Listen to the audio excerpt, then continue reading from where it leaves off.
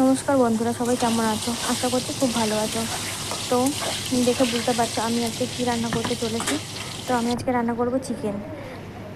Chicken রান্নার জন্য আলুগুলো ভেজে নেব। ভেজে নেওয়ার পরে এই আলুগুলোকে একটু হালকা আর একটু ভাজার পরে তুলে নেব। তো দেখতে থাকো। প্রায় হয়ে এসে ভাজা, হ্যাঁ তুলে নিলাম। তুলে নেওয়ার পরে এবার গরম তেলে ছেড়ে দেব শুকনো লঙ্কা, তেজপাতা, সাদা জিরে দেওয়ার পরে এবার পেঁয়াজটাকে ছেড়ে দেব। পেঁয়াজটাকে ছেড়ে দেব। পেঁয়াজটা হালকা ভাজা ভাজা হয়ে আসলে, হালকা ব্রাউন কালার হয়ে আসলে, পেঁয়াজটা ভাজা হয়ে গেছে, পেঁয়াজ কুচিটা ভাজা হয়ে গেছে। দেখো প্রায় হয়ে এসছে ভাজাটা।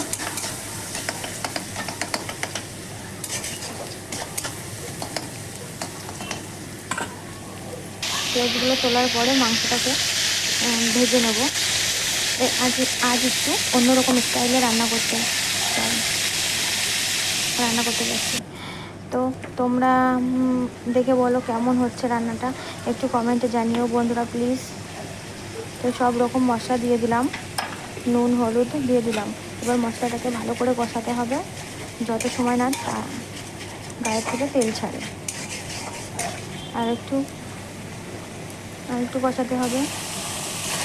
দেখছো তো তেল প্রায় ছেড়ে দিয়েছে।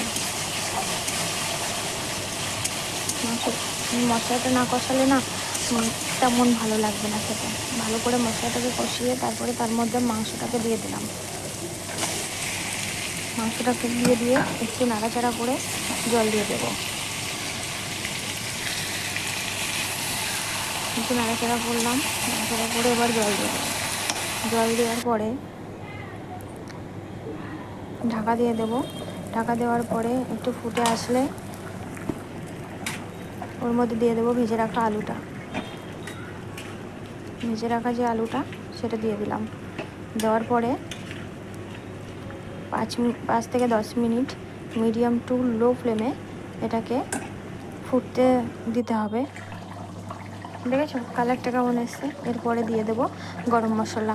তো আমার এই রান্নাটা তোমাদের কাছে কেমন লাগলো সবাই জানিও বন্ধুরা।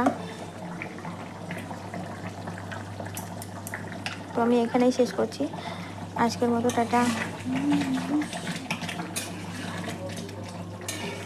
আবার আসবো অন্য কোনো রান্নার রেসিপি নিয়ে। তো চলো।